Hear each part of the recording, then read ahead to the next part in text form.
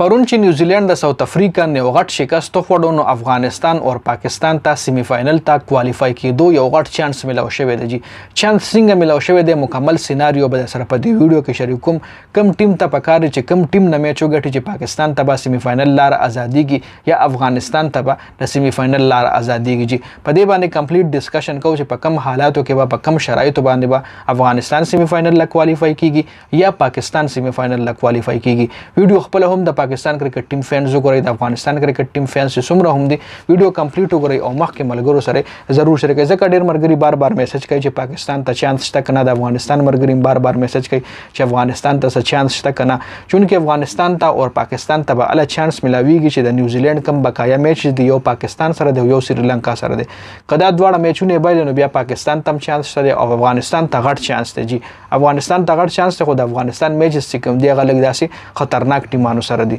نو د افغانستان باندې بات کړو ټول نه پیله د پاکستان د چانس خبره کو د پاکستان یو دوه میچونه پاتې یو نیوزیلند سره دی او یو انګلند سره دی کچره پاکستان د دواړه میچونه وګټل نو د پاکستان پوینټونه چې کم دي دا به 10 پوینټونه شي د پاکستان او د نیوزیلند یو میچ پاکستان سره دی یو سریلانکا سره دی ځکه چې نیوزیلند پاکستان نه میچ بایلو او سریلانکا نه وګټل بیا به د نیوزیلند هم 10 پوینټونه شي د پاکستان او د نیوزیلند به 10 پوینټونه شي نو بیا پر 100 باندې خبره کیږي نو کوس چې پاکستان د خپل دوه میچونه په خر 100 باندې وګټل نو بیا پاکستان ته چانس ته چې سیمی فائنل لا کوالیفای شي د نیوزیلند دوه میچ پاتې لري ک نیوزیلند پکې یو میچ وګټلو دوه کې سریلانکا نه وګټلو پاکستان نه بایلو بیا به خبره پر 100 باندې کیږي او ک دواړه میچونه بایلو بیا 100 لا ضرورت نشته بیا پاکستان کوالیفای شي په پوینټونو باندې د نیوزیلند به 8 پوینټونه پاتې شي او د پاکستان به 10 پوینټونه شي په پوینټونو باندې او پاکستان کوالیفای شي دا خو د پاکستان کمپیریزن جی اوس ان کیس ک پاکستان نیوزیلند نه میچ بایلو یا انګلند نه میچ بایلو نو بیا خو بيخي دا چانس ختم شو اوس پر شو د افغانستان خبرو کو چې افغانستان په کم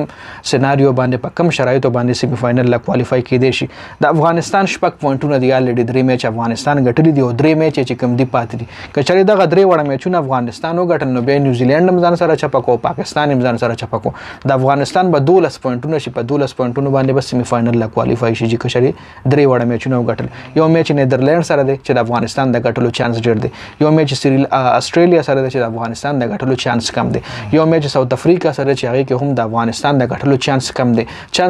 ځکه ویم چې دا چانس کم دی مطلب دا چې په تیر شوی میچونو کې افغانستان د استرالیا خلاف یا د سریلانکا خلاف داسې څه پرفارمنس نه کړی نو دی ځکه زویم چې چانس کم دی نور افغانستان دی ورلد کپ کې ښه گیم کړی دی استرالیا هم ښه گیم کړی او میچ نیمه بایللی دی او استرالیا ساوث افریقا خو په ټاپ کې دی نو په دې وجه زویم چې چانس کم دی نو کچاري افغانستان دغه درو میچونو کې دوه میچونه بایله او یو وګټلو په دوه میچونه بایله او یو وګټلو بیا ولا هم چانس نشته رجی افغانستان به دوه میچونه خامخا ګټي سیمی فائنل د کوالیفای کېدو څنګه چې پاکستان به دواړه میچونه ګټي داسې به افغانستان هم دوه میچونه ګټي نو اله به سیمی فائنل لا کوالیفای کیږي اګه افغانستان دواړه میچونه نه صرف یو میچ وګټلو نو بیا به د افغانستان 8 پوینټونه شي نو بیا د افغانستان دا دوا کوي چې نیوزیلند دواړه میچونه بایلي او چې نیوزیلند دواړه میچونه بایلي نو بیا غوړي پاکستان تم چانس ملاويږي نو دې ځکه د افغانستان او د پاکستان کمپټیشن چې کوم دی یو بل سره داسې روان دي دا اله پته لګي چې کله میچونه کمپلیټ شي کنه اله پته لګي خو دواړه سیمی فائنل لا یو بل سره داسې روان دي